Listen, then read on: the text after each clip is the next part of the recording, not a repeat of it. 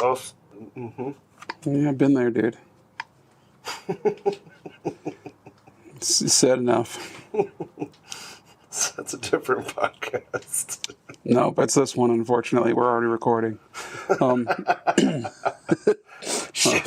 Anyway, moving right along. Not having equipment issues, you are. We're putting brakes on Grig's new truck. Can you New 26-year-old truck. well, new to me. You think this will be too loud for the... No, dude, we're cool mechanics and hot rodders, dude. We have to have cool mechanic sounds in the background. People pay money for this kind of audio clips. Oh, I see.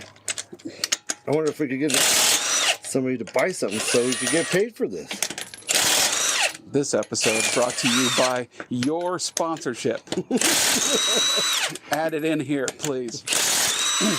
If you could find us on Patreon, that'd be amazing. Yeah, thanks for listening, everybody. I really do appreciate. Yes. We've gotten a lot of good The likes and the feedback downloads. and a lot of friends listening and family, but also, man, just like Slovenia, Germany, a guy in Iraq, Germany. There's what, and 20 a bunch in of Germany? Yeah, a bunch of downloads in Germany, probably 20 downloads in Germany. Thanks, Germany. So, yeah. Dankeschön, Germany. So yeah, that it's a kind of a fun little podcast. But man, if you guys love it, then would you please put a comment down into the Apple Podcasts, or if you don't mind subscribing or telling a friend, or just telling a friend, copy and the a family link member, and send it to somebody. That's a big graffiti it deal on the for wall us. somewhere. Yeah, that's a real big deal for us. So we'd really appreciate your help. Thanks so much for everything that you guys have done. All the sympathizers. Thanks to all the guests that's come on for the interviews. Yeah, it's a big deal for us. Thanks, Ben and Clay, for our biggest podcast. Yeah, for sure. Yeah, and, Ted and Sam for our first podcast. and all the people who have given us traumatic experiences over the years to give us things to talk about. It's perfect. So. Thanks, Anthony. Thanks, Bubba. Thanks, Maya. I got a lot of people to thank and there. Mom. But yeah, we've been... That's a different podcast. That's a different podcast. What are we... But, okay, so moment of silence for your old truck. Your Tacoma Baby doll, which you named after... I did not name it. It was named Baby Doll when I won it on Instagram.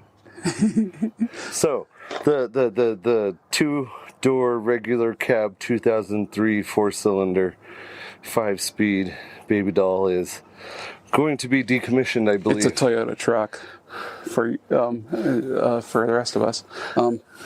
It's a Tacoma to everybody else. It's my Taco. Yeah, and then I believe we're going to decommission it and move on because I am raping and pillaging it right now, basically. It was a valiant effort. I mean, after only 300,000 miles, it is officially dead, right? I mean, the next step in the repair process would be to replace the under the hood wiring harness, to replace the in the cab wiring harness to alleviate a short or something that keeps frying out the ECUs. Because it now has 2 fried ECUs. And we've hit it with the parts cannon too many times now that it's probably not worth going to the next thing. I mean, I'm going to hold on to it. I might actually get those 2 harnesses and just see. Oh, really? You're not going up for sale on that thing? Not yet. I talk about it. Yeah, let's post it for trade and maybe I can get a motorcycle out of it. Okay. I talk about that. But then when it actually comes time to pulling the trigger, I'm a little trigger shy. I got cold feet. Okay. I love the truck. I think it's awesome, dude. I had to fly to Georgia to get it and drive it through New Orleans and all kinds of fun adventures in that truck. I mean, there's memories after memories in that truck, so. Yeah.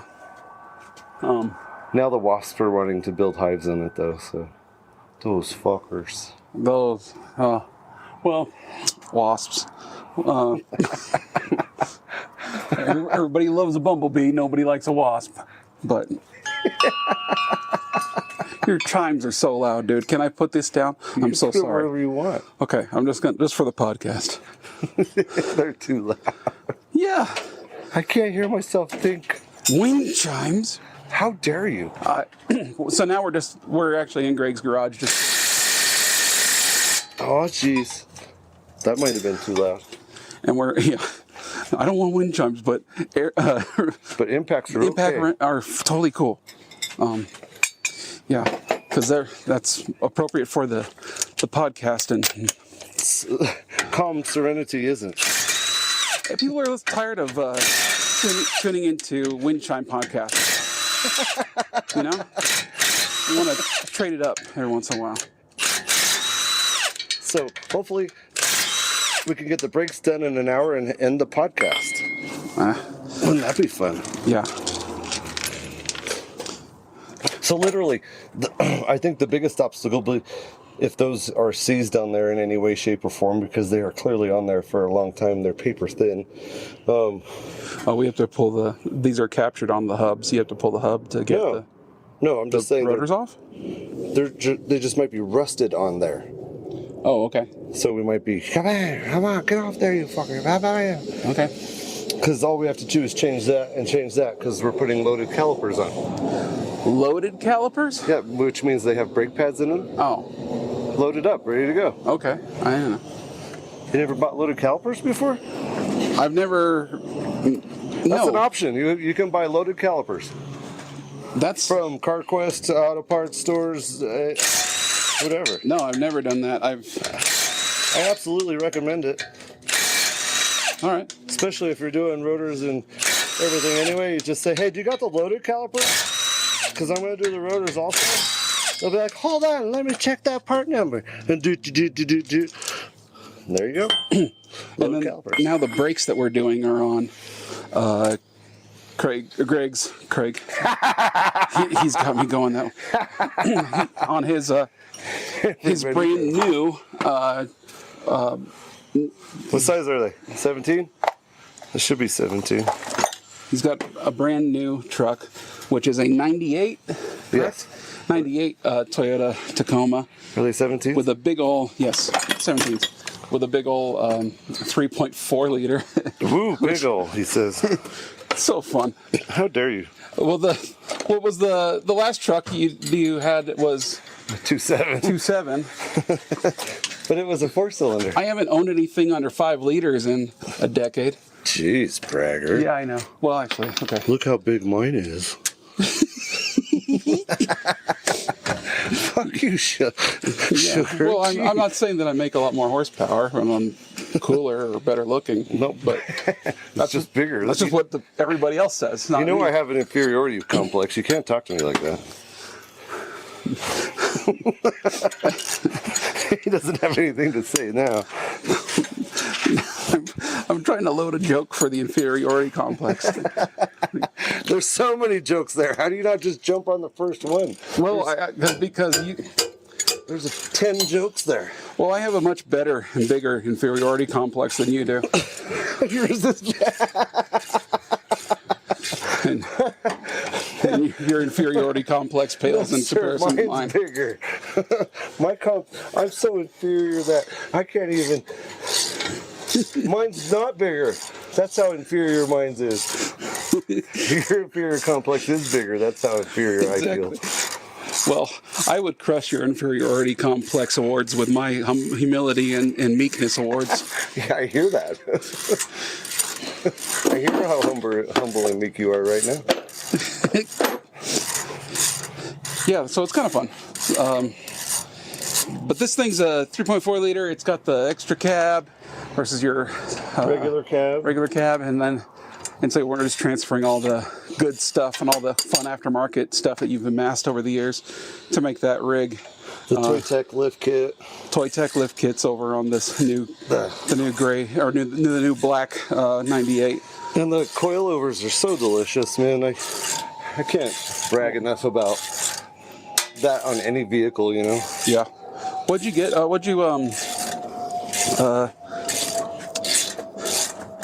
Yeah. Oh yeah, sure. Twice. Sorry, I did that my brain kind of shuts off when I start working. I can't do one thing and another. You can't talk and work at the same time? No. This fucking guy. You're missing pins here, dude. You're missing pins. Oh, yeah, I guess you're right. On what? The capillars? Okay, never mind. What am I missing pins No, on? you're fine. You're fine. Everything's okay. Speaking out of turn, I don't want to anger the boy. Here you go. Okay. Work smart, not hard. Hey, Craig, go fuck yourself, bro. He calls himself Craig. That's the alter ego. Okay. We all have one, don't Here's your wrenches back. Well, you could use it. Mine's off. Oh, I'm done working. I loosened it. What more do you want, Craig? But yeah, it's a big deal that you got a new truck and that you get to transfer things over. That's a big. It's a big deal to me. It's a big deal, but also it's just like I got leg room now. you have a legacy truck that's going to last you for your entire life. Well, I need to do the timing belt on that, right? Because it's the mileage where the infamous 3.4 has its timing belt issue. Look at that. The thing I was worried Popped about. right off. Nice. There's your ups guy.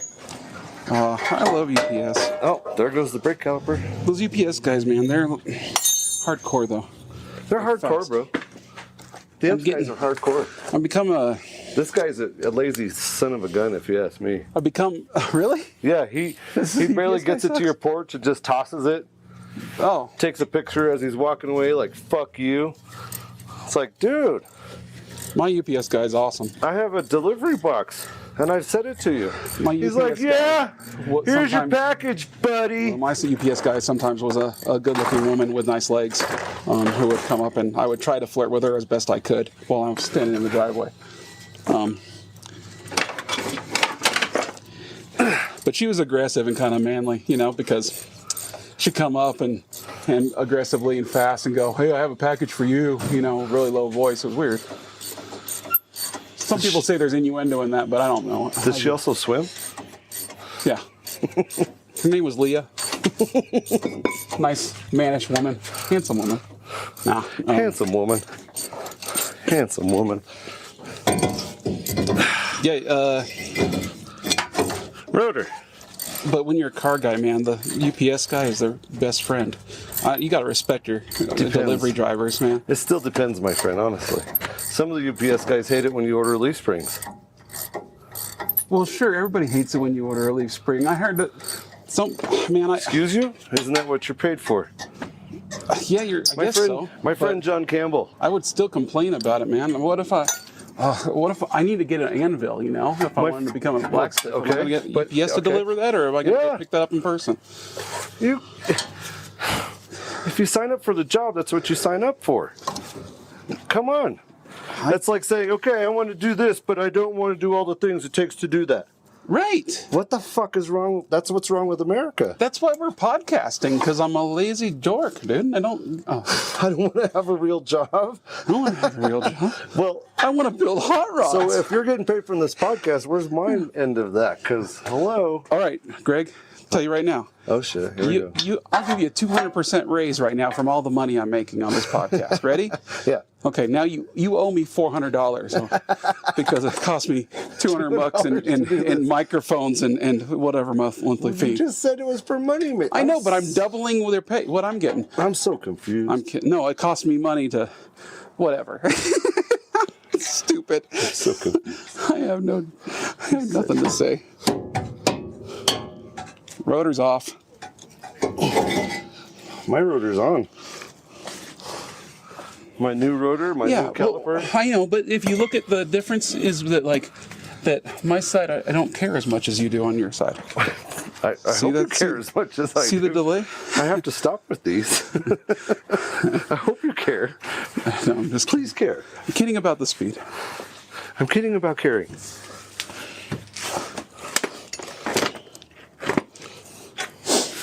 So, Speaking of not wanting to get a job, talk about an awesome test jump. You get in, you drive the truck for an hour in rush hour traffic to find out if everything's working correctly. That's got to be the best test jump ever. my truck? Yeah, last Because night. yesterday we put in a...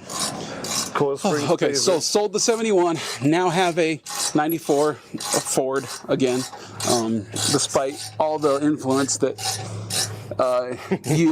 all the Toyota drivers I have around me, of you, our good friend Ben Swain, Clay Parrish, and my grandpa, rest his soul, who adored Toyotas. Is that a crash? That's the UPS guy making Goodness sakes. making delivering anvils and leaf springs with a smile on his face next door.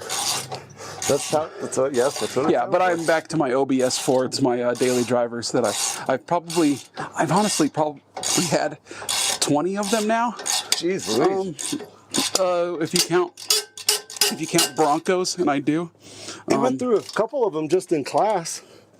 Yeah, Expeditions. I had one Expedition and one truck. Yeah, one crew cab truck. But yeah, and then it's just kind of fun. I can't stop myself. I think they're simple. Once you get used to it, then it's just like I don't want to change it up. That explains the I don't care Tacomas. how handsome these UPS guys are. Whoa. I don't want to change it up. You get used to it. Whoa. Huh? Anyway. Where's the new rotors? Right there? This is the new one? Yeah. Oh, okay. Like I said, I take it off the Oh, other you're truck. swapping It's it not from the new. old one. Right. New. I don't know how many Pre-owned. times I asked Pre-owned people roller. for help on this truck to do these brakes. I've asked 3 people. And they don't do Every it. time I gotta- just want to take the calipers and rotors off the old truck and put them on the new truck. So, do you got the new parts? So, My friend. Yes, they're sitting on the bench. I just need to put them on. Okay, so Greg is so angry. you got the new calipers? Because it's a safety part. Why would you use a used one? Who ever goes and buys used? There's no used brake parts dealerships out there. Those ones have all closed. It's a liability. I'm a tree. I can bend. These pads are thin. Phantasmic. They're delicious, if you ask Are me. they the same pads? As what, my friend? The previous row. No.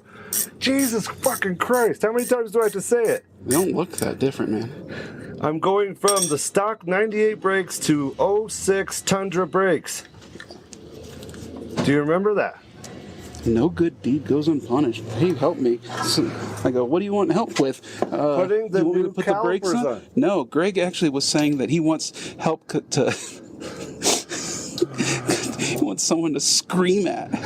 Because nobody listens to me, I swear to fucking God. Oh, wonder why. What do we... With that attitude. Because all you do is scream at people, Craig. Oh, now the UPS guy's left. Nobody can hear me scream now. Scream all you want.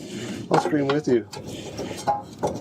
Yeah, but I mean, doing repair jobs in your driveway, it's going to be... It's going to be our life, dude. Unless we win the lottery. Yeah. I've already resigned to it, thank you. And I know there was a wise old sage who once said, buying lottery tickets is for losers. I believe his name was Adam Carolla. He saying basically his theory was that, or not theory, but his Premise. philosophy on that was that if you're buying lottery tickets, then You've already hit rock bottom. you assume that you're going to be lucky one day, and then therefore, if you're lucky, then you never ever need to work your way out of a hole. Right. But somebody who just won $1 billion on the Powerball, so Isn't that good for them, I hope? Yeah, so it does happen. 1 in 486 million a chance, something like that. Yeah, is yours already?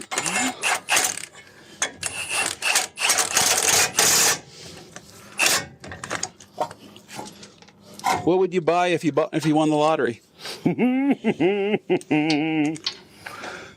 Tell me my winning number, my amount. How much money do I get? $1 billion, dude. Okay, $1 billion. Yeah, like that $1 billion. So after taxes, you get 500 million. It's so funny, dude. Isn't that crazy? Well, Hey, I know, but like first thing, bring up lottery winnings. I've had my property. buddy James said the same thing. He just talks about. He goes, well, I would use the money after winning the lottery into investments and money market accounts so that I get back up to $1 billion. I go, okay. Yeah. I go, but wouldn't you buy some soda and comic books first? I mean, At least 2 comic books. Come on. Probably first editions. well, you don't want to get a used comic book because that'll just it could be dirty. Oh, I'm sorry. No, We're putting on your used calipers right The now. first thing I'm doing is he can't talk and work. Remember? This is not So fitting. he's going to stop talking and while I'll talk and he'll work. The first thing I would buy is tons of properties.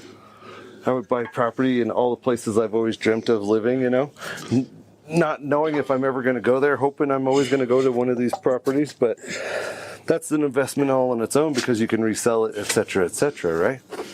But yeah, one of the first things is an island. Nothing more entertaining. And then one of the second things is as many thousands of Call up your old Epstein friends. Right. As many thousands of acres in Colorado that I could. Thousands and thousands. I would buy up as much Colorado as I could. Gee whiz. And then everywhere else after that. And of course, you know, the 1 or 2 or 4 or 10 automobiles that you have to have, right? And then after that, I'm living wherever I want. So I'm not worried about a house. I'm probably having some super cool fifth wheel with one of the 10 vehicles I bought that can tow it. If not, a super cool Earthroamer or a diesel pusher Prevo thing that goes over the mountains, and it's $2 million on the, What's a Prevo? one of those big RV things. Tour bus, The tour bus, like that. granite countertops, and all that stuff.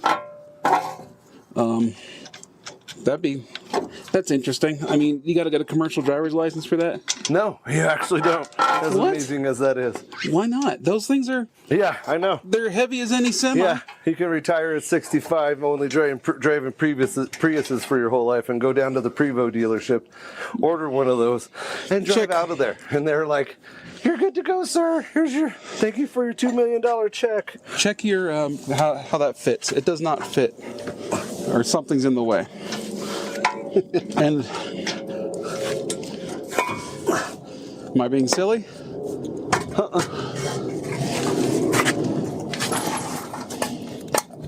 Pushing back the dust shield. Sometimes I it did helps that. to do this. Understood, but he's gonna put the spacer and rotor back on. And then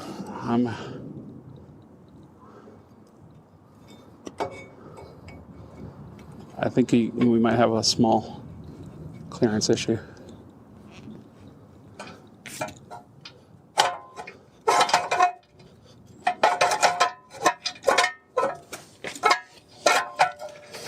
It's kind of fun too, because yesterday we were putting in a limited slip differential into that 94 pickup truck, because four-wheel drive with open differentials front and rear, you might as well just have one-wheel drive. Snow tires on a two-wheel drive. And you probably do way better in most situations. And I know a bunch of grandpas yelling at their iPods right now, going, "Hey, At the clouds? yeah, but you can't stop any faster with four-wheel drive." Well, that's not true. You do stop faster with four-wheel drive. You can. It's a proven test. Yeah, you have engine braking. You have other traction, and maybe even a little bit more weight. But that does help you stop in with all-wheel drive better in the snow. Anyways, moving right along. We put in that limited slip diff, and then test drove it an hour home immediately through rush hour traffic in Denver. Yeah, it was fun. Did you go down I-25? Yes, I went through I-25, went through I-70. So you left here, did you go up to 36 and take it to I-25? Yeah, did all that. But here, let me tell you Greg's home address. My house is 2 miles away from Highway 36, so 2 miles of 30 to 35 miles an hour of stop and go, maybe. Yeah, because my throttle is jammed on the quarter, so it... 3 stoplights that he could stop at, but it could still take you 15 minutes to go those 2 miles. Yeah. So then once you get on the highway there, it's all go, except for the stop and go traffic. Right, and I rerouted the phone to give me more highway miles and stuff. Right. And then went through the heart of Denver. So that way if you break down.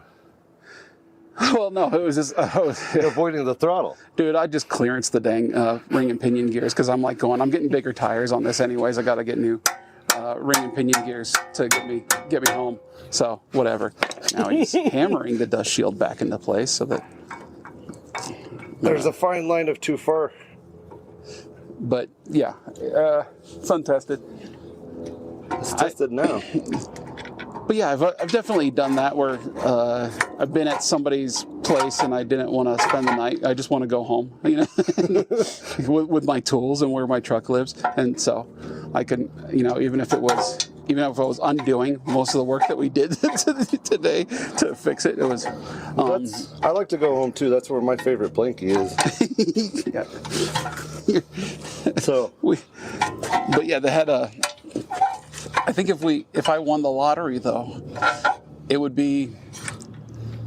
I love that. I think it would be really weird for everybody around me. Why? I mean, granted, like everybody's like, it's like, okay, yeah, your mortgage is paid. Yeah, the church is not going to have to. They're going to have to get rid of the donation boxes. Things are covered. Yeah, all my friends' houses are paid off. Yeah, it's going to be pretty fun.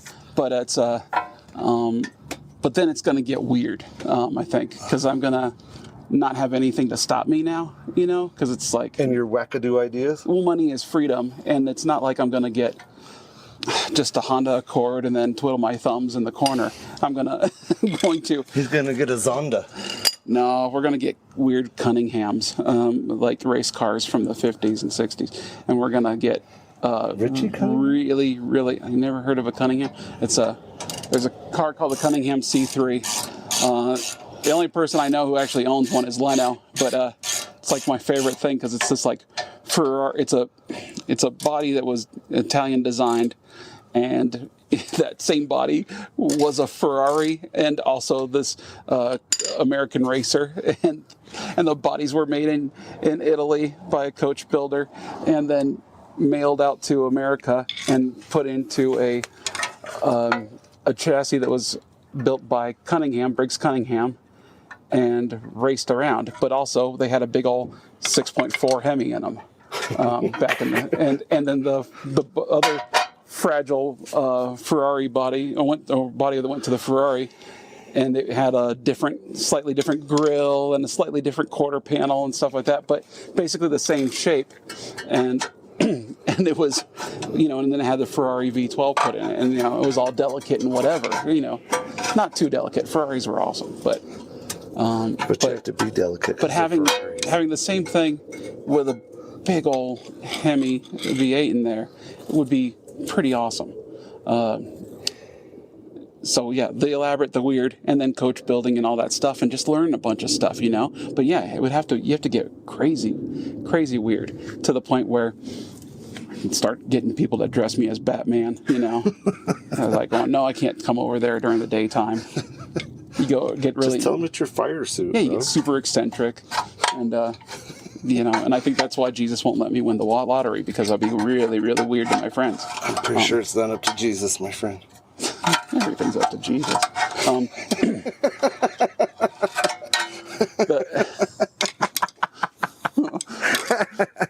God, you're so fun. I don't know. Read your Bible, Greg. Fuck that thing. Just kidding. Just kidding. I'm sorry. I'm sorry for cussing. Whoa. I'm sorry for being It seems mean. like a clear day, but I think a lightning strike is coming. Smite me. Oh, no. Jesus loves you, Greg. Sorry, that makes me think of Bruce Almighty. I know. and then he's all, smite me? Really, Bruce? But what's the weirdest car or truck you would buy, though? I mean, you can't just say... Oh, well, see, that's where I think I would get, like you said, eccentric and do the wackadoo European cool little cars that are obscure and like a little Corsa or... You're driving this to the grocery store? It won Le Mans 4 times. Right, and the stupid Renaults from the 70s. Those are classic cars. Give me a super cool Fiat 300, a 66 Fiat. Give me something like that. Those are the cool cars. And then just treat them like rental cars. No, sir. What? I would try to be Jay Leno-like and have them be preserved for the next electrified. And get a prosthetic chin? No. Wear denim? Or do you mean how he takes care of his cars? His maintenance, you fucker. Oh, his maintenance. Yeah, okay. That's different. That makes more sense. Why would I need I don't know. That's why I asked you. What do you think I'm asking, Greg? Jesus, those are weird things to say. Why would you get a Chin plastic extension? All right. Host a talk show for 20 Makes years. me think of me, myself, and Irene. Jim Carrey when he gets the Look at chin. that spider, huh? I missed him. I totally would do D-type Le Mans, Le Mans spec. How cars. do I mute my microphone? There's a button on the side, but Yeah, but which you can one? just hand your microphone to me for a second. I'm going to be loud. It's going to be super loud. Probably. I'll step back. I hope there's some flammable stuff.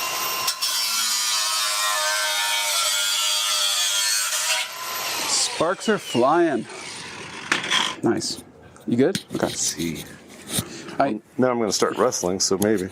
but okay, being Colorado based, a dream car that's built here is the Earthroamer. Of course, I'm going to have one of those. I worked there. And I adore those things. And I remember seeing one in the Springs and having it drive past me with it had those white, F550, F450, whatever. F550, yeah. F550. And big old air suspension things. It's this off-road RV that can go anywhere and live on its own off-grid for how long at a time? As long as you have diesel and sunlight. Okay. All it runs on is diesel, and it has a solar generator. So. Well, there you go. I mean, and that thing, those run at $700,000 now, probably for the 550. You use one for $500. Yeah, with only $1 billion, you're gonna have to.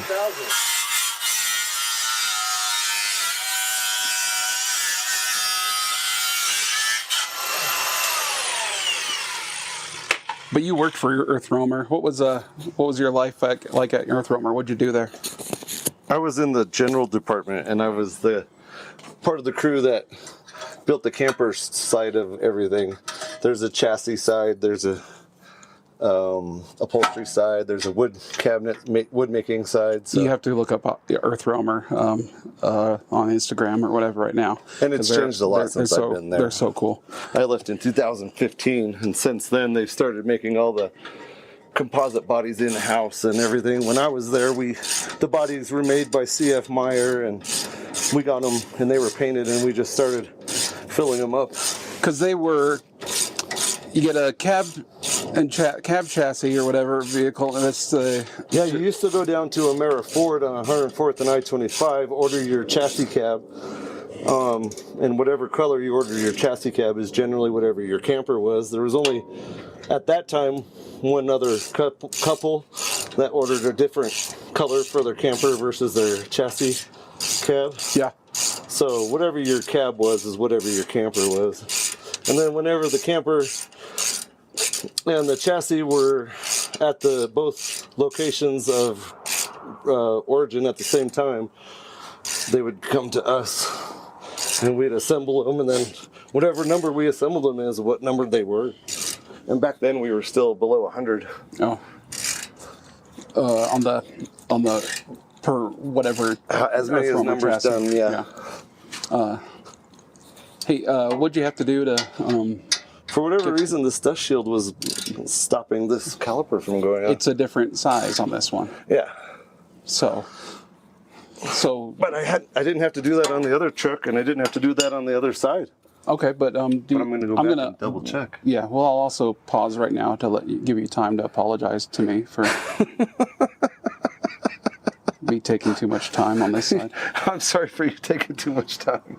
For me, I wasn't taking too much time. I'm sorry for saying you took too much time. I was taking the appropriate amount of time for parts that don't fit. Yeah. I apologize for not saying that. Okay, good deal. No matter what, I apologize, Sugar. I'm sorry. Is that too loud for the microphone? I don't know. I can't hear the wind chimes over it.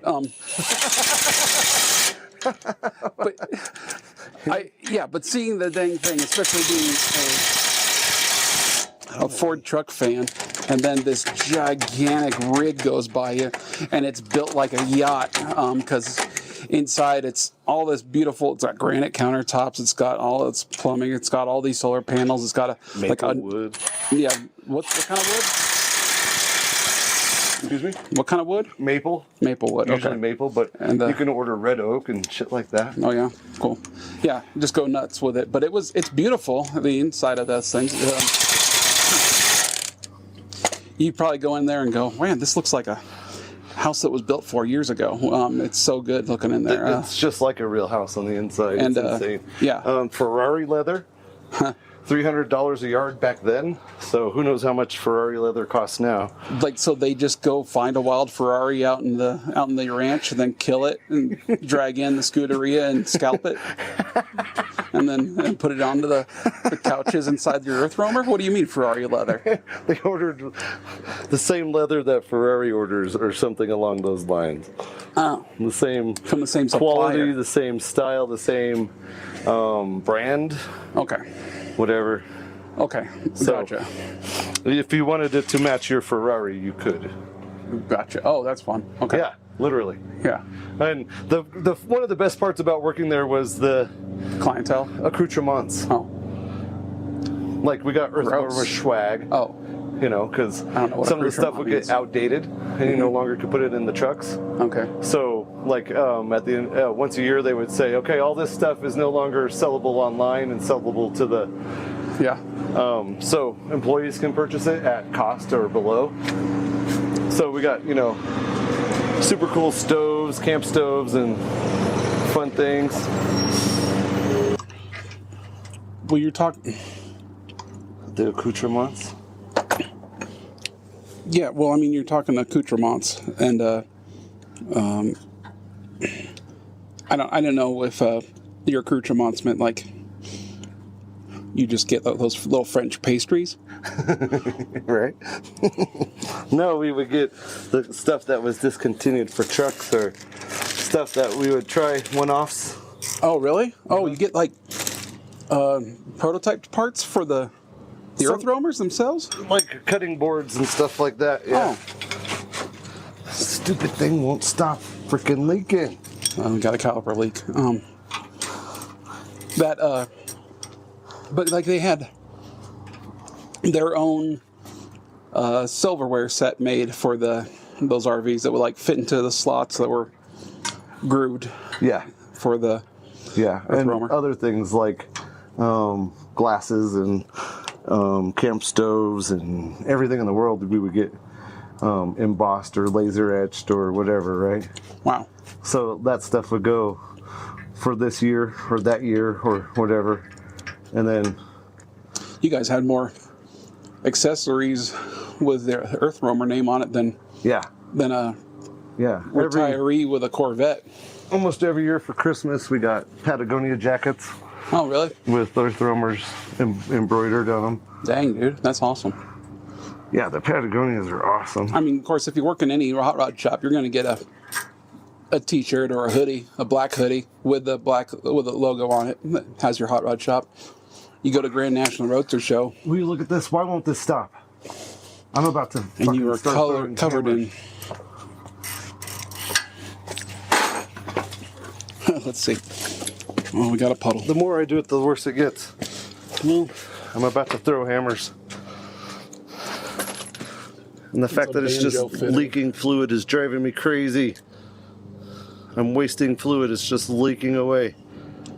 Well, I mean, it's yeah, it's pouring out. We got a gusher.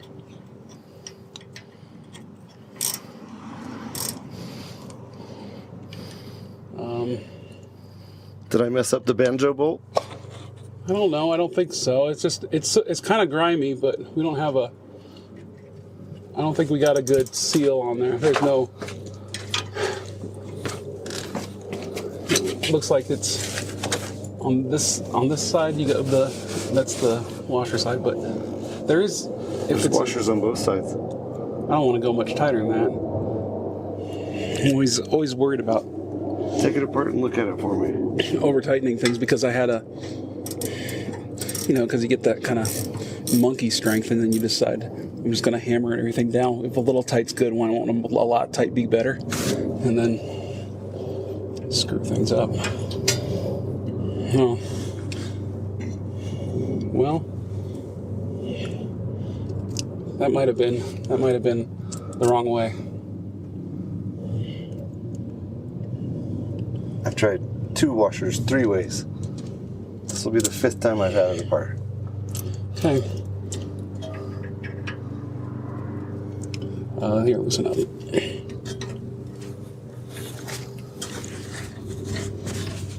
This washer. That washer. Forget you, washer. Maybe it needs 2 washers. Maybe, well, it has these little tabs that keep it from spinning, and maybe they got a little bit. Maybe they got it in the wrong way.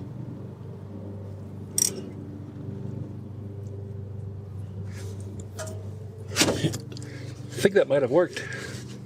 Suspense on the podcast. Will it tighten enough? Or it won't tighten. Wipe it off. Will Greg and I still be friends after this?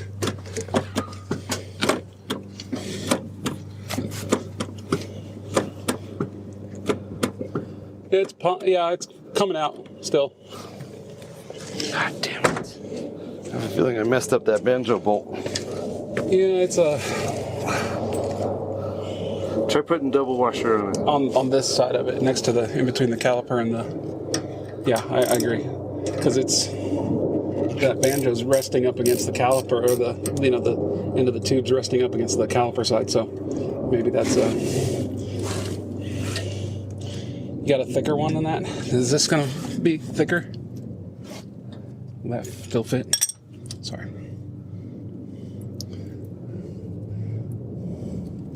I think that's gonna be it. Did you already try that? No. I'm looking at it. Maybe it won't tighten down all the way because I think it was resting up against the caliper itself. Oh, that's lefty loosey this time instead of what traditional people do. It's not all people know. No leak. Okay, tap the pedal. See what we got. No leak. No leak. Talk about Earthroamers again. Keep going.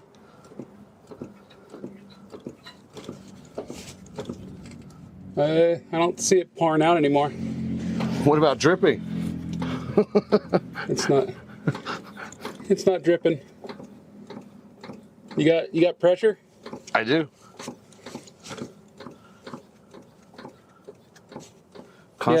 Constantly pumping. We're good. It's not leaking. Hooray! Just that it was, the hose itself was actually touching the hose of the banjo. The neck of the banjo was touching the corner of the caliper, and so I think I couldn't have tightened it any more. And by putting that extra washer on there, that copper washer. Huh? I love your technical terms. I just love banjos.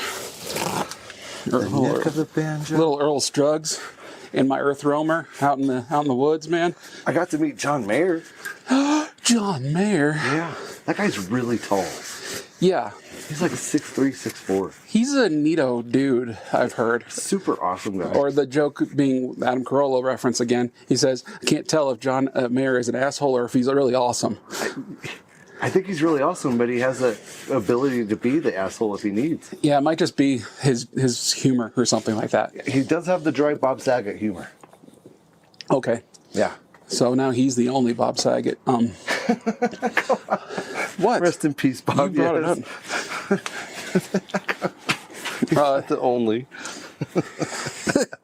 There's lots of dry comics. But yeah, I mean, well, who would buy? I mean, John. Why would you meet John Mayer? Was it just like, hey guys, okay, great job on the Earthroamer build today. We're gonna bring in John Mayer to serenade you. No, he ordered one. He ordered one. Okay. When he picked it up, the coworker Jim and I got to walk through it with him. Oh yeah. Show him about. And he's like, did he walk around the construction and go, wow, I really love what you did here. No, the delivery. This build is amazing. You know what? We just got to deliver. The body on this thing is a wonderland of construction. Jesus Christ. Why are you laughing? Because you're comical. I didn't say anything. But I'm not trying to be funny. What? What? That's how people talk. It's just normal. What's funny? It's how people talk. You going Joe Pesci on me here? Oh, I'm funny to you? Am I fucking funny to you? Do I make you laugh? So it's just John Mayer bought them all? Or did you have other cool clients? Those are big deal ticket items. I mean, you can get them over $1 million if you get like the right bit of like F. Yeah, and the XDs were much bigger. They started building the XDs after I was gone, so those were $1 million and a half to start. Were you holding them back from building the XDs? No, they were just in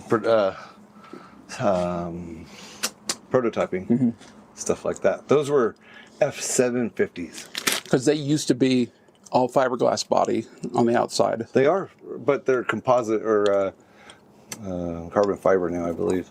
Carbon fiber now, which is crazy. That's a big sheet of carbon fiber. And you can get Kevlar if you want. It's like, so yeah, it's yacht making, yacht building now for the road. I mean, it's amazing. Come on, granite countertops, Ferrari leather. Yeah. Who's the Aquaman? Jason Momoa? Yeah. Anthony met him. He ordered an Earthroamer. Wow. Yeah. Dang, that's cool. There's a lot of doomsdayers that like to get the Earthromers. He's not Doomsday, he's Aquaman. Didn't mean it Read like your that. Read your comic books. I didn't mean it like that. Read your Bible, read your comic books. As well as celebrities, doomsdayers also like to get the Earthromers. There's a particular one that I saw come in service for three or four services because all it did was sit in the bomb shelter or sit in the shelter. The truck did? Yeah. That's it. No miles. It was just. That's where its life was. The miles were going from Earthroamer to the place, from the place back to Earthroamer for its service, and then go back to its place. Dude, and that's where it stayed. Come on, man! If I want to survive the zombie apocalypse, I'm like, I'll just get bitten immediately, and then Then you'll survive it. I'll be intact. I won't have like all skin crawling and falling off of me. I mean, well, it's eventually the years, but I'll be a happy, mobile zombie. You know. Anyway, that's a different podcast again. No, that's this podcast. That's a different podcast, if you ask me. Because I don't want to talk about the end of the world. Okay, fine. I'll go way too dark. Well, let's get this out before it happens in 3 months. But the clientele of Earthroamers are awesome. Some of them are millionaires that are just absolutely disgusting. Yeah. Have you seen those kind of human beings where they have so much money that they don't think about money, but they're still just gross? They're dirty. Interesting. They're filthy people. They have, like, for example, dandruff, and they have trash and food on the floor built up in the corners of their Earthroamer. Yeah, I have met that kind of guy. Yeah. Where it's just like, you go, yeah, well, he wasn't like crazy like that, but he was just disheveled looking, you know. But this guy was just actually dirty. But we were building $500,000 Porsches for him or whatever, or some kind of nutty things like that. And this guy would live out of his Earthroamer for a certain amount of time, and then he also had mansions and big places and properties and stuff, because our service team would go to his house and take care of his Earthroamer and stuff. Oh. because he lived and used that thing like crazy. Yeah. So it needed stuff, and all the techs hated working on it because it was gross. It stunk, and it was Yeah. It was like a bad apartment.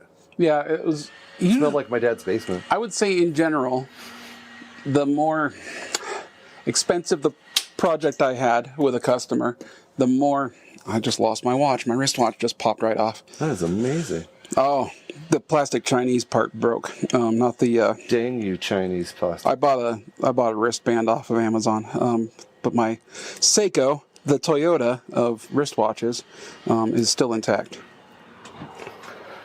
I think, yeah, it's still ticking. It landed right on its face, too. Well, okay, that's going in the pocket. It's not a Timex, but it took a licking, and it's keeping on ticking. That is now a pocket watch. I'll throw this wristband in the trash.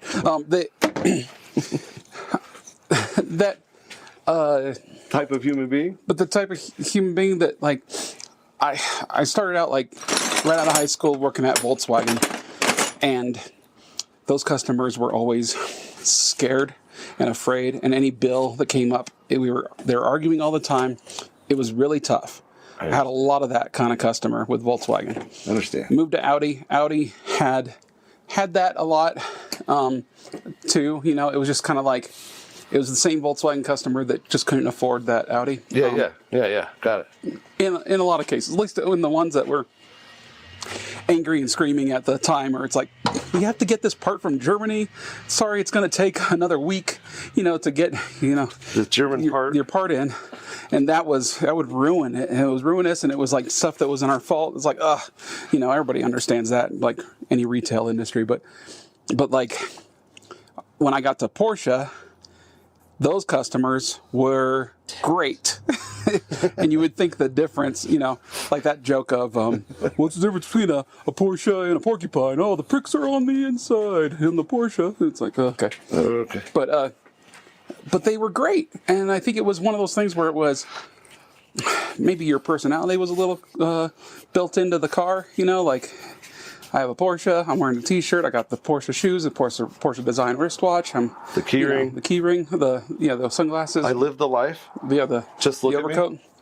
And so maybe there was part of that where it's like, take care of my baby, and it was easy to sell parts with a Porsche customer because they knew they needed it, and they knew that when they bought the car in the first place. Yeah, and we had they knew that going in. Yeah, and then with the restoration stuff, when it got even more than the Porsche money, those clientele were even better and had like the $500,000 builds, and we were getting like everybody in the shop got like $200 for Christmas, before Christmas, like weeks before Christmas. I'm like going, dude, I can buy all my Christmas presents because of this tip I got for, building this car. It was just like, I'm like, a car for a millionaire. And they would come in and they would like want to be part of the, of seeing the car and having fun with it. And it was, I loved that customer, that was the, the multi-millionaire guys, not the, so it was a little opposite. I didn't really have many.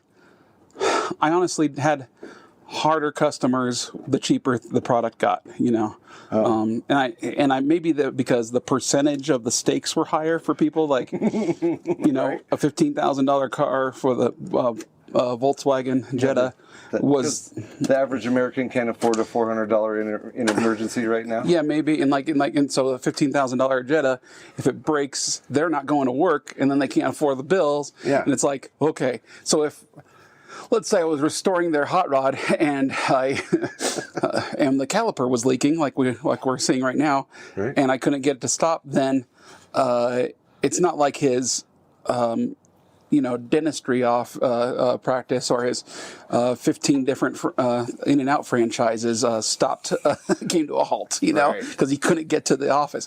It's not happening. This is the 9th car, that we're building for him or whatever. Right. So, that's completely different from the guy who runs the Tasty Freeze, who opens up his Carl's Jr.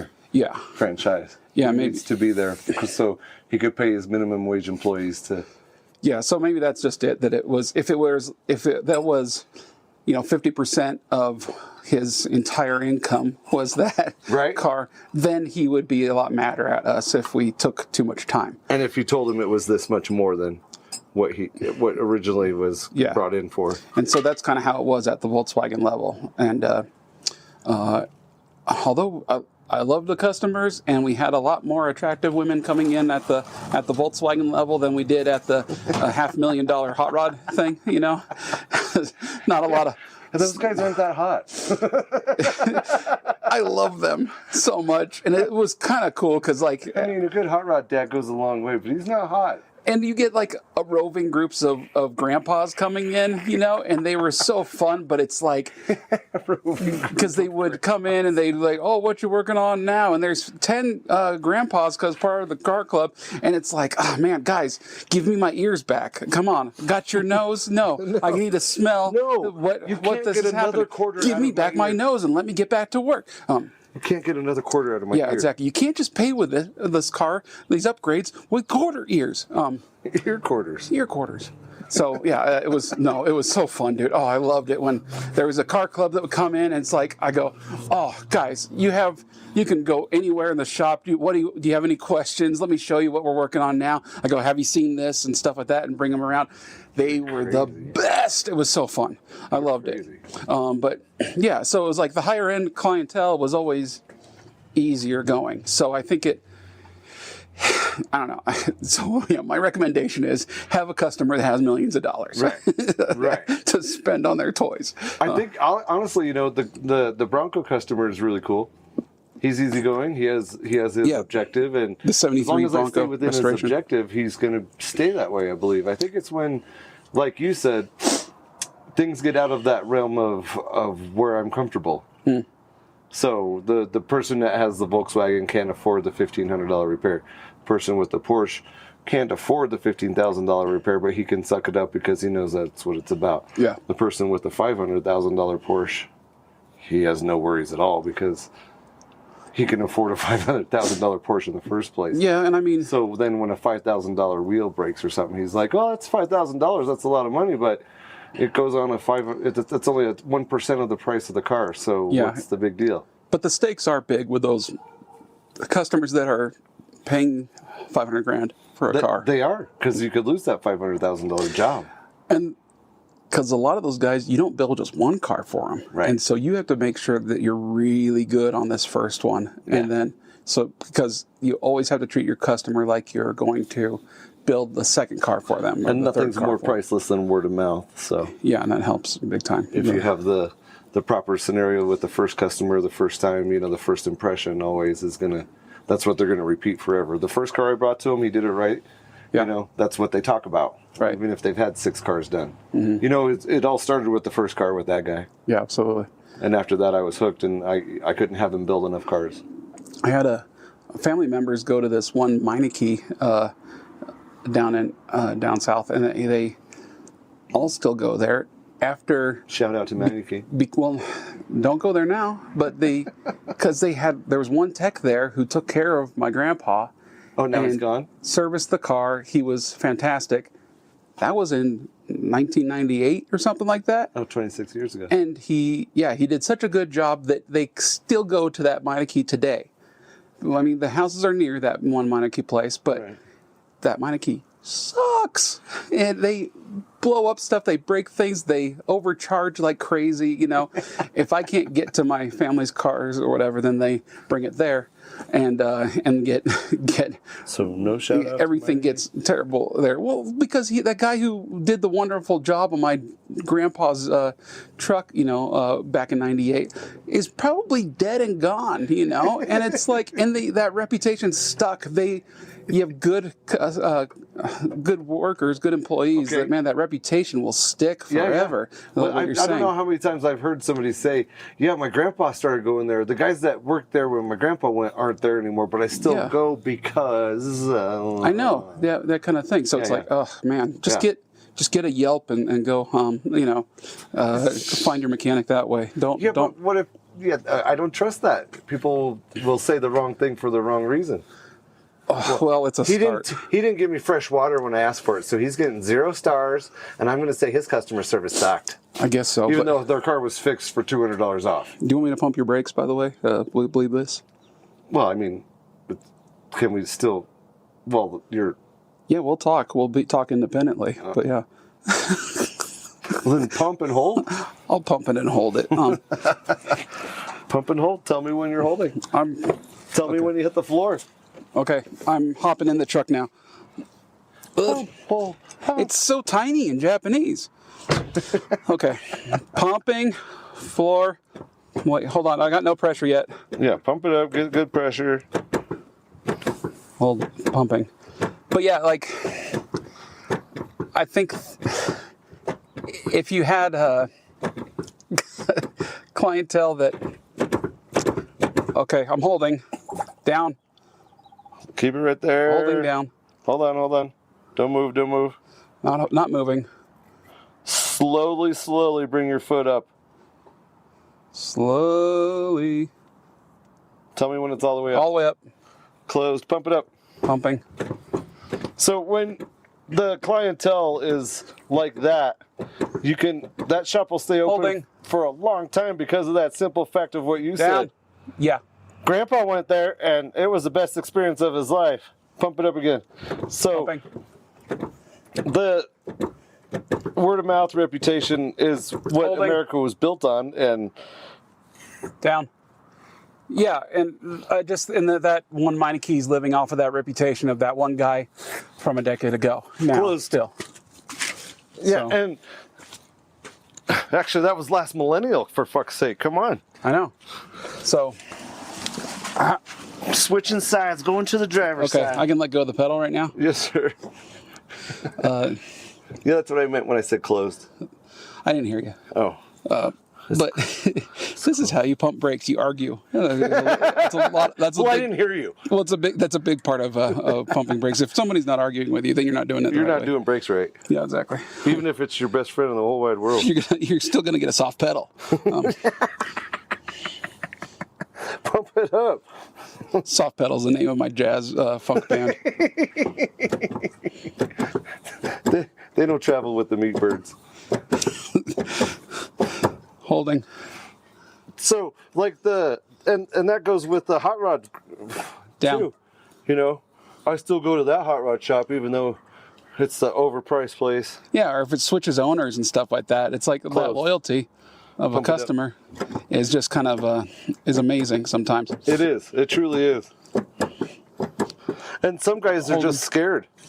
I don't know how to change. I don't know if I can trust them, if I could ever do this again. Yeah. Blah, blah, blah. Because it took me forever to trust that guy in the first place. Yeah. Okay, as slow as you can, pull it up off the floor and tell me when you're off of it. I'm off. Yeah, I don't know how to recommend chops to people anymore. You Pump it know, up. I know.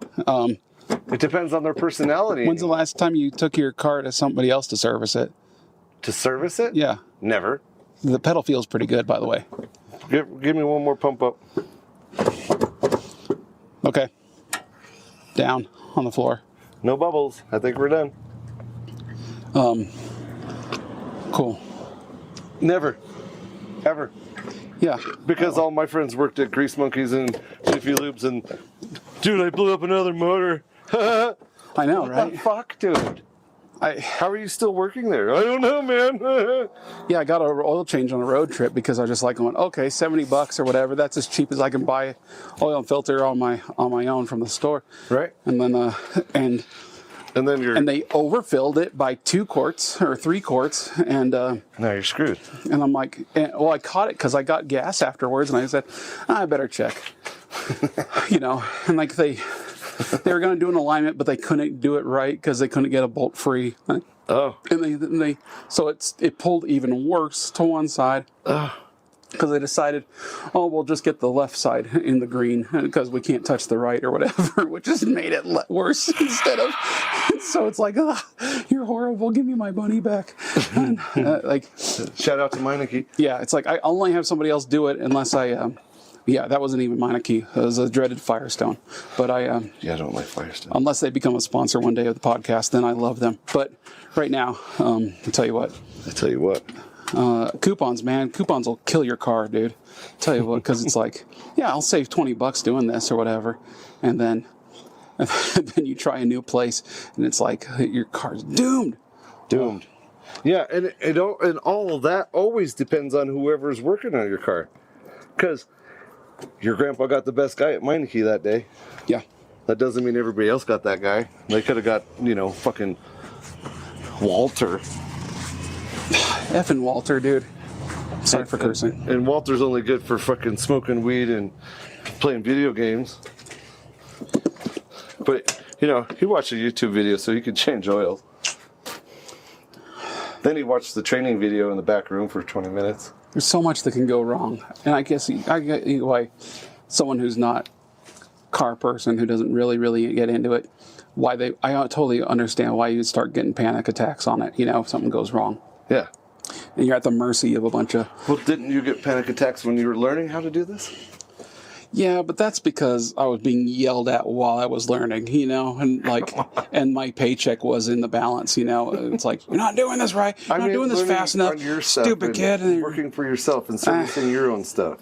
I guess so. I would panic when I'm trying to do something I hadn't done before and it's going wrong, or what I conceive is going wrong, and then 2 hours was supposed to be a 10-minute job. 2 hours later, I get it done, I guess so. That still happens too, because it's like I'm so wrapped up in my car, and that's 100, maybe 240% of what I think about all the time is my car, and so the sticking throttle, because I need a position sensor or whatever. It's driving in traffic. Man, I get antsy coming over here, man. Yeah, that would give me anxiety. Yeah. Yeah, that and 6 Mountain Dews, man. I tell you what, I'm buzzing. But But yeah, I know. So if I do feel for people who, let's say you're in an apartment, you don't have a place to work on your car, or you're not mechanically inclined, right. Then you're going to you're at the mercy of some, hopefully non-schmuck or the good guy at Meineke. Yeah, and it's horrible, man. That's why when is that the same when you go to the doctor? Maybe. For sure. It is, especially a chiropractic, man. I've heard so many chiropractors with 1,000 different stories. Man, all I have to say is my back hurts, and then I get 95 people at church saying, "Well, let me tell you a story about my..." And like, no, you're not gonna. No. They'll tell me tons of stories about their different chiropractors and how they messed each other up. Yeah. But that. Yeah, I don't know. No. But yeah, so if you do find somebody who's great, then they are precious. And you're going to go recommend the whole world to go see them, like Grandpa did that one Meineke in town. And then you're going to will him back to life or whatever, even though he died in 2024, or 2020. He retired in 2015, passed away in 2024. Yeah, exactly. He retired at 75, by the way. And you can't get anybody like that, because... Those guys really are few and far between. Yeah, and excellent mechanics are not going to stick around at Meineke for very long. They're going to go, work at... where they get paid. At amazing places. Well, no, although we got Michael at Napa yesterday. Dude, we found somebody... Okay, if you're going to a car parts store, I do recommend Napa because they do seem to train their employees a little bit better. They train their employees better, but you still get bad employees that like I saw yesterday that were different than Michael. But so then also when you go into a Napa or any other auto parts store, find the oldest guy you can. Oldest cat you can. And then Michael pulled out his phone and he says, "Check out my race car." Without unprovoked. We did not walk in the store going, "Hey, does anybody own a race car here?" What counter guy has a race car than no girlfriend? But we should. Who has no time for women and all time for race cars? He says, "I have no girlfriend. I have a race car." Oh, thanks, Michael. We didn't ask. Yeah, exactly. First off, hello. We weren't hitting on you either. Exactly. And he just started going off, and I'm like going, "Well, he needed a shim kit for the rear differential carrier." And he's like, click, click, click, click, click, click. I used to work at 4x4, John's 4x4, this off-road shop. I used to be in the 4x4 I got a black book. I got a recommendation of all these phone numbers. Give me your phone number. I can't find his phone number right now. I'll call you later. Oh, dude, I did get a call today. It might have been him. I got to check my voicemail. I bet you it was. But yeah, it was so funny because he just he had all these recommendations and everything for us, and we were just buying shim kits. And it was so funny. Like, and once he pulled it up in the computer, it was the one that I said, okay, I'll take that one. And then he just started showing us pictures of the race car and Because stuff and talking about other things. Yeah, and I'm like going, okay, so are you gonna go pull that apart? So I'll take it. And he goes, oh, I don't have to pull parts here, man. I got a runner getting me stuff. And I go, oh, nice. And so then So you want to see the car that I don't have a girlfriend for? that he's Time for a girlfriend? open wheel racer and stuff. It was pretty fun. But it was, and then those parts slid right in, and it worked perfect. It was great. So every time now we're gonna go see Michael for our 2000 and older vehicles. For anything, dude, that I need parts for. I tell you what, That's a long drive for you to come see Michael for parts. It is, but it'll probably be worth it because I'll have to buy it once. Man. We went to like 7 parts stores yesterday, and they're all like, "You want this one? No, we want the carrier." Stop shims. giving me pinion shims, you sons of bitches! Oh, and after you said that, I really wonder if the guy at 4 Wheel Parts was looking for pinion shims versus. Oh, really? I really wonder. Probably. I don't know. And the guy, he seemed okay. He seemed like he knew what he was doing, but he just the one guy at AutoZone could only Google No, because it. remember Michael told us that 4 Wheel Parts wouldn't have that in stock. Yeah. He did. And he did. And they didn't have it in stock. It's like, yeah, this is a little test. Most of your 4x4 shops won't have them in stock. They'll just call for it when the car comes in. Dude, I'm never going to retire. I want to aspire to be a guy like Michael at a parts store. At a parts store? Yeah, with a bunch of teenagers when you do around me. retire, your retirement job will be saying counter guy at Napa. Yeah. Hey, look at these cars I used to work on. You want to listen to my podcast? You know? A bunch of guys coming up the counter. Well, listen to my podcast from the early 2020s? I'm just trying to get air fresheners for my electric hovercraft, man. And I go, I'll tell you about a little thing called internal combustion. I go, man, that's illegal to even say that phrase here now. Internal combustion. It's like, bring the cops. I don't care, man. I ran lead gasoline. Fuck you. I go, all right. I was alive for leaded gasoline. All right, Grandpa. You can't tell me nothing. Dude. We used to go to the airport to get avgas and throw it in our cars. Tell me what now, son? I tell you what, man, yeah. Go to the airport and get yourself an airport battery and put it in your... I went too far. I'm sorry. I'm sorry for cussing and getting all mad. I apologize. You're fine. But generally, like, hot rodding, one of the wonderful effects of being in hot rod shops is having old guys around that are all in their 70s and 80s coming around and telling stories. About when they saw this car new and it's now 40 years old. Yeah, exactly. Yeah. And then they give you some advice too, and not all of it's sound, but some of it. I mean, where else are you going to hear this stuff? And it's wonderful too. Some of that advice is because that's their mistake. Yes. And they're like, if a smart person doesn't do this, they're going to live a little bit longer. And you're like, is that the voice of experience speaking right there, son? Yeah. Or not? And they're like, sometimes it's their voice speaking it, and sometimes it's the voice they're repeating, where they saw somebody make that mistake.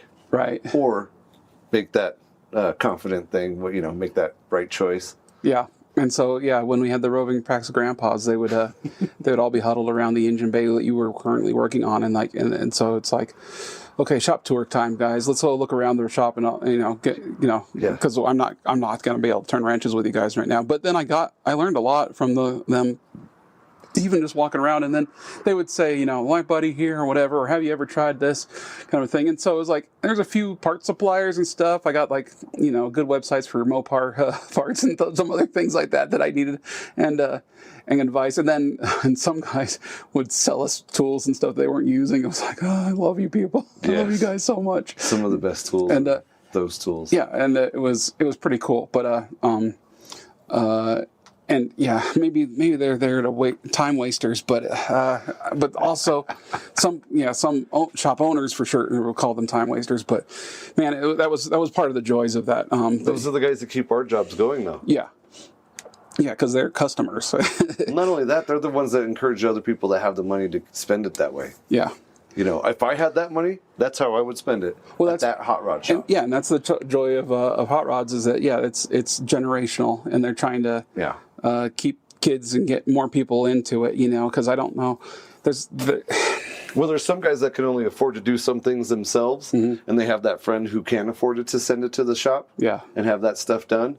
So that friend is encouraging the guy, send it to the shop. Get it done that way. That way you at the car shows, you're the guy that says, I had this one done at Pinky's. I had this kind of stuff done at Pinky's. That's all I could afford. They're expensive. But I had that done at Pinky's. And that street cred is invaluable for the sentimental value of those vehicles. Huge. I never had anybody who came into the Pinky's shop and said, you guys aren't worth nothing. Eric wouldn't let it happen, because nobody would believe him because you guys ain't worth nothing. Who talks like that? Well, it was just like some of the stuff that was coming out of that shop was impossible anywhere else. It was just so beautiful too. But y'all ain't worth nothing. Yeah, sorry for cursing. But we had a good clientele, and we had a fun stuff. But yeah, that was part one of the bigger joys was that camaraderie of hot rodders, and I think that maybe that's what I would do with spending the billions of dollars. A hot rod shop? Well, a hot rod shop, but also something that would encourage learning and hot rodding, like classes or whatever. It's like, let's build something. And you know what? That's the thing that we always joked about at Kindig Academy was if we could just show up and do that all day, every day, that would be the best thing. And the pay, monetary pay, it was great. Of course, we had good salaries, but the gratification of having that aha moment come across people's faces, of that gratification of, I struggled through this for fucking 3 hours. And you just got taught it in 3 minutes, and now you're doing it in 30 minutes versus the 3 hours. That being able to pass that on is priceless. It's MasterCard.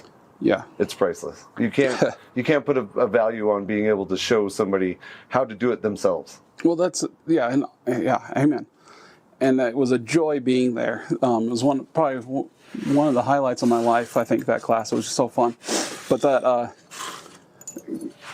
And I think that that's lost because I was, tearfully telling you and Jordan, like, I couldn't find this anywhere else. Right. And I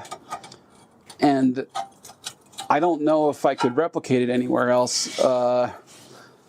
If you had somebody would teach you metal shaping in a long form way.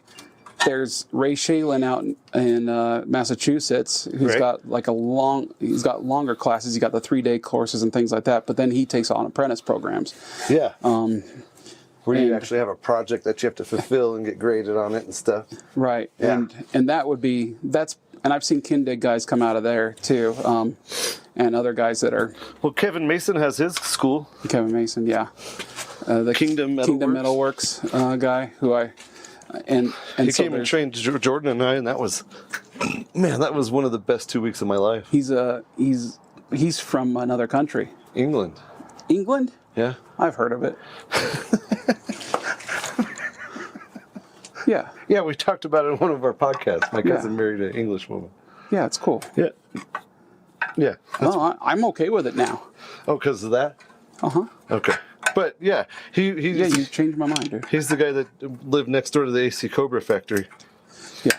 And then he went to go work there because it was on his way to school, and he learned how to do it with all the cool guys. So yeah, that would be wouldn't that be an awesome thing to do, is just use the $1 billion, train yourself like crazy. To build a school? Buy soda, comic books in your downtime, and then build a school, and just have a bunch of hot rod friends, Well, you already have all the hot rod friends. And no chicks to bother us. What? Because girls are gross. Right, Greg? No, I love women. I can't. Dang it. Okay, well, we'll disagree there. All right, good podcast. Well,